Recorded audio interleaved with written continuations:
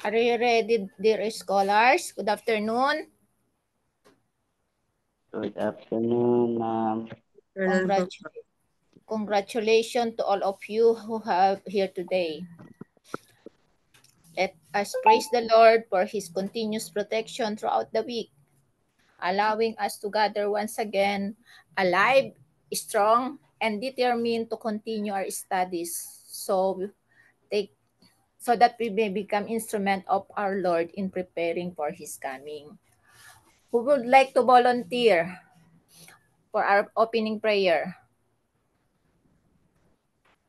For 10 points for class participation today. Ma'am, Sir Josue? Yes, let's pray. Okay. Father God in heaven, this very moment, we thank you because you are nandyan po kayo sa aming buhay. Salamat, Panginoon, sa mga natanggap naming pag-ibig sa inyo. Sa mga oras nito kami, Panginoon, ay mag-aaral po kung paano lumago sa inyong gawain. Patuloy na aming iniimbita ang inyong banal na Espiritu. At ito ay mangyari sa pangalan ng Ama at ng Anak at ng Espiritu Santo. Amen.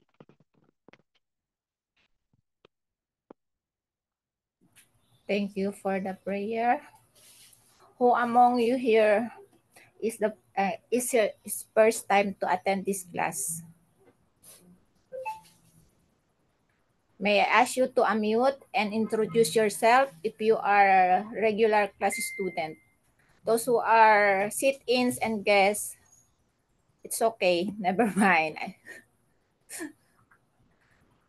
First time.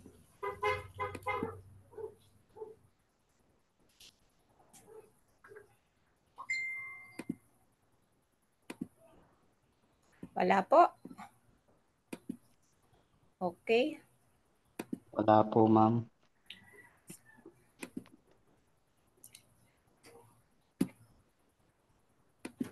Can you see my screen?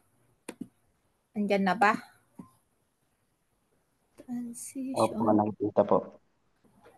Ano yung nakikita nyo? Slideshow. Justice for Society. Okay.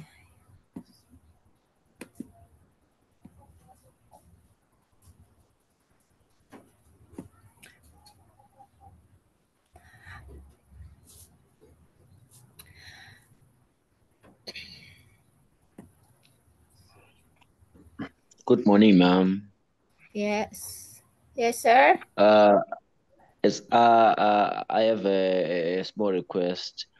Yes. I'm from Zimbabwe. I can't understand Filipino, so may you please use English.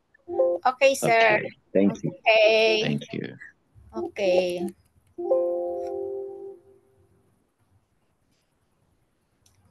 I have created a separate group chat for our subject so that you can submit your assignment there.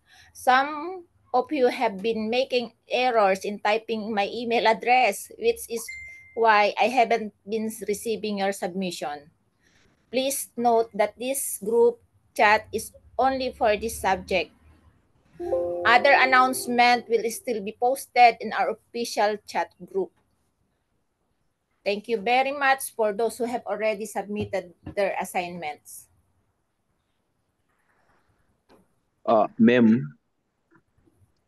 Among our Gen Z youth, I often hear them say, "Where is the justice?" Even when they are simply asked to wash the dishes and their siblings doesn't help, they already feel that it's unfair. Today, our topic is justice, forging a just and human society. This topic will help us understand the importance of fairness, equality, and compassion in building a society where everyone is treated with dignity and respect. Justice plays a vital role in building a peaceful and orderly community. It is about giving what is due to others, treating people fairly, and standing up for what is right.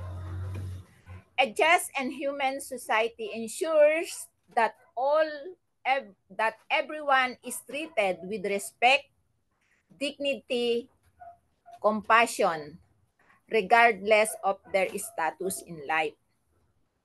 As future leaders and responsible citizens, it is our duty to understand justice deeply, not just as a concept, but as something we practice in our daily lives. Even in simple situations like sharing responsibilities at home or treating others kindly, justice begins with our action. So today, let us open our minds and ears as we learn how we can help shape a society that is truly fair and humane. The definition of justice is a legal structure or system that is designed to judge in a general sense who should be accorded a benefit or burden when the law is applied to a person's factual circumstances.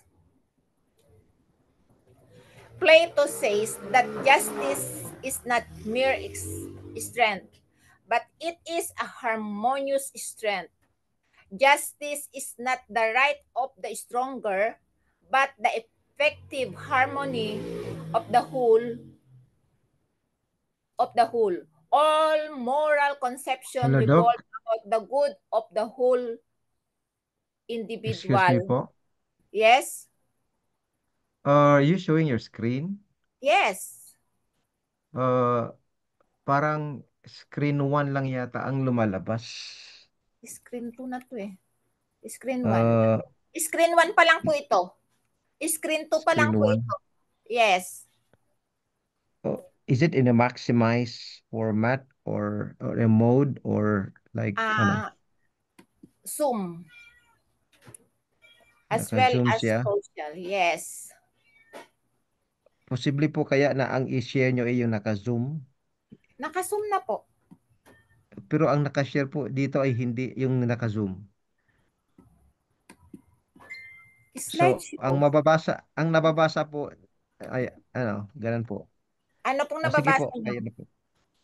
Ayan, naglipat na po kayo sa 2. Yan, Slide number 1 2. pa lang po yan. Number 1 pa lang po yan. This is the number Okay, 2.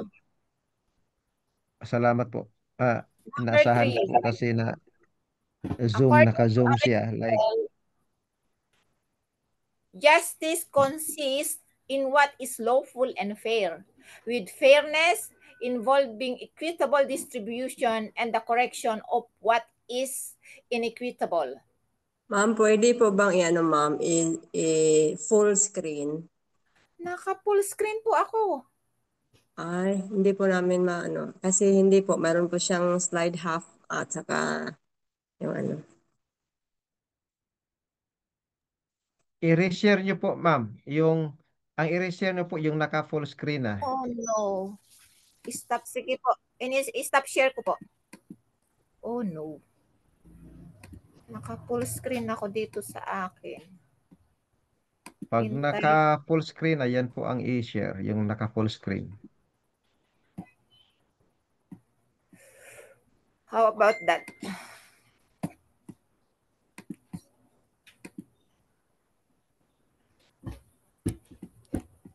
Full screen na po Ayan ba? na po. Yes po, ma'am. Okay na po. Aristotle and other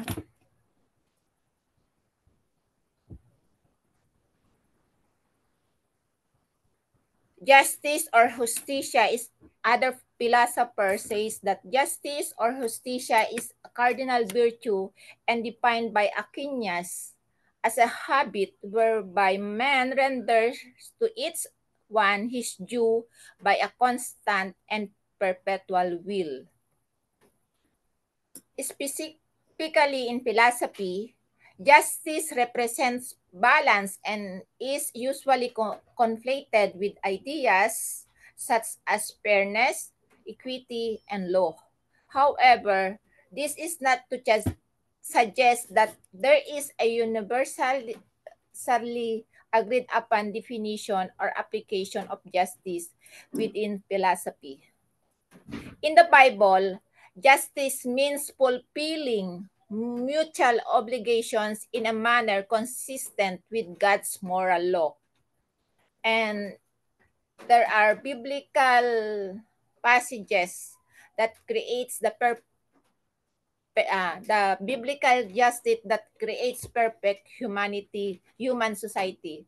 In Deuteronomy 10 verse 18, it says, he executes justice for the fatherless and widow and loves the stranger in giving him food and clothing. Isaiah 1 verse 17 states that learn to do good, seek judgment, reprove the oppressor, judge the orphan, plead for the widow. Healing the leper in Matthew 8 and caring for the woman caught in adultery in John 8 are just a few examples. As we look at the life of Jesus and the mandate given throughout Scripture, it is clear that Christ's followers are the called to do justice. There are three kinds of there are three types of who calls justices. The first one is social justice. Social justice is the view that everyone deserves equal economic, political, and social rights and opportunities. Social workers aim to open the doors of access and opportunity for everyone, particularly those in greatest need. Some scripture passages related to social justice are found in Leviticus 19, verse 9 to 18. We state that you should love your neighbor as yourself. In Isaiah chapter 1, confronting the sin of God's people, Judah. In Isaiah 58, God calls his people to righteous responsibility more than religious rituals. And Jeremiah 22 says that do justice and righteousness. How about economic justice? Economic justice is the idea that the economy will be more successful if it is fairer. The goal is to create opportunities for all to succeed regardless of sex, race, age, disability, color, creed, national origin, religion, or genetic. I have listed here some economic issues in the Philippines. Number 1 is inequality. Number 2 is poverty. Number 3 is subpar educational outcome. Number 4, healthcare access issues. Number 5, insufficient to foreign investment. And number 6 is corruption. How about political justice? Political justice refers to the use of the judicial process for the purpose of gaining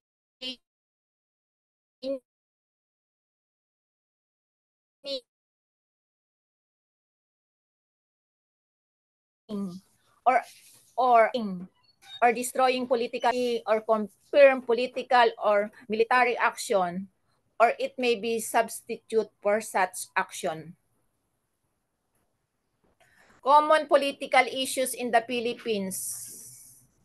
Political position provides extensive opportunities for patronage, and clientelism and electoral fraud are common. Corruption is considered widespread, while state institutions are relatively weak. Politics had been heavily influenced at times by the Catholic Church, the Philippine military, and the United States. And we will see that there are so many what do you call this, the rallies in our country.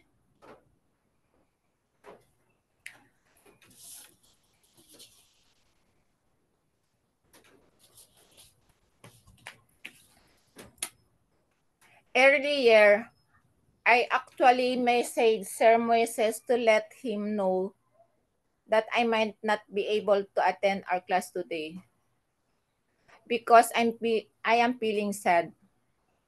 My heart is crying out for justice. This is because of the tragedy that happened in Santa Ana, Cagayan last Monday during the onslaught of Typhoon Nando. 13 fishermen aboard fishing vessels and 7 died. They were not the people I once said back in 1991 to my father and later during my dissertation oral defense that I wanted to put on a boat and sink into the sea.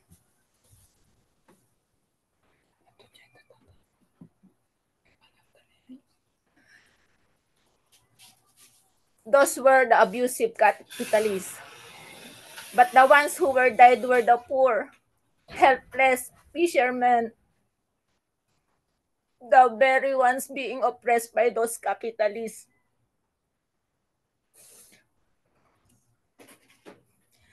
And what's even more painful is that the captain of that fishing vessels was Captain Chris Prudente Sanchez, a chaplain of the ICC Pilsapa.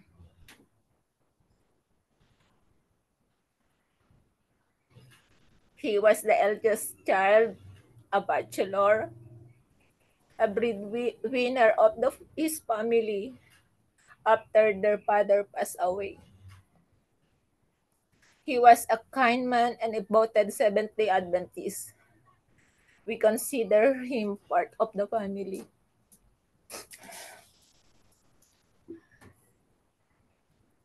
As my eldest child once said, "Mommy, he's like your own son." He was a man who lived life fairly and with integrity.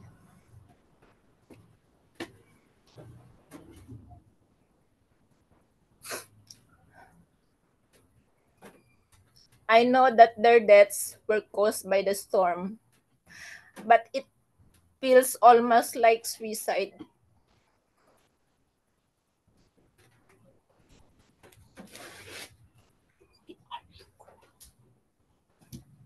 The typhoon was signal number 5 and its direct path was headed their way. So why did they stay on the boat? Why didn't their employer order them to evacuate while the employee's son was safe in their bunkhouse? Why did the authorities, especially the Coast Guard, force an evacuation? What was that massacre?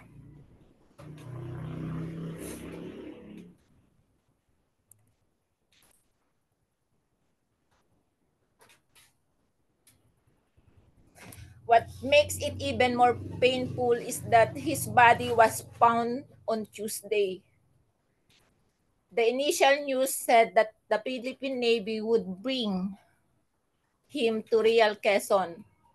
But that didn't happen. Instead, a vehicle from Real Quezon was sent to retrieve him. An 18-hour drive going there and another 18 hours back. A total of 36 hours. That's why his body only arrived in Real Quezon by Friday noon. And he was laid to rest the following day, yesterday, at 1 p.m. His coffin was no longer open because his body had already swollen after being soaked in water for too long, involving no longer work. But you know,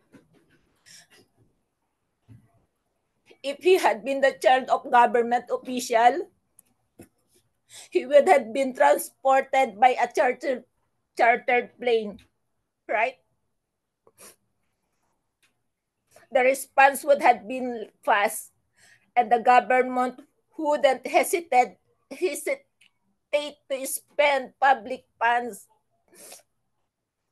But because he was poor, they were reluctant to spend, as if the poor don't deserve to benefit from government resources.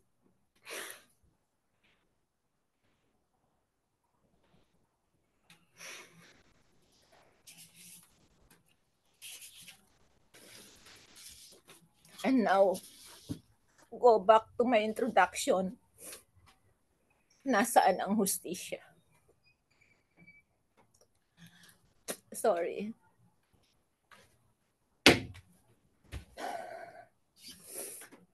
For your case study, I will send a video to our group chat for you to watch and analyze. Thank you very much for attending this afternoon session. May I ask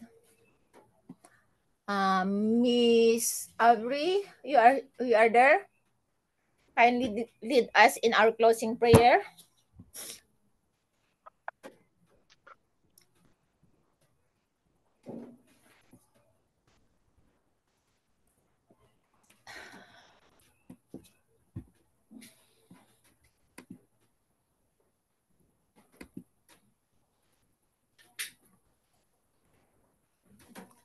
Or who will lead us in our closing prayer? Sir RJ Baldosa, could you lead us, please? Okay, ma'am. Umiyak na yata kayong lahat. Huwag niyo Kaya na nga ako po. kayahin. Hindi na sana ako magtuturo. Tapos ito pa yung topic. Kikiramay po. Prayer po sa ating po mga kapatid. Okay, tayo po yung manalangin for closing song. Closing prayer, sorry. Manuha ko ng bata. Okay, tayo po yung manalangin. Makapangyarihan po naming Ama, sa oras na ito natapos po na maluwalhati ang aming pong classes sa subject na ito. Bagamat may mga kirot sa puso, aming po lahat nilalapit po sa inyo ang mga pasanin na ito na nagpapakirot sa aming mga puso at namin po hinihiling po ang kapayapaan ay igawad niyo po patuloy sa amin, especially sa family. Meron din po sa aming pong professor. Ang subject na ito, dakila namin Ama, patuloy na gamitin po. Kasama ng aming po mga classmate, mga professor, ang pagpapala igawad po sa amin. Maraming salamat po sa knowledge and wisdom sa hapon na ito, sa pangalan ng aming Panginoong Jesus. Amen. I will just send video for political justice, social justice, and economic justice for you to analyze, guys. Sorry, I need to end this class. Sabi na sa'yo. Sorry, ma'am.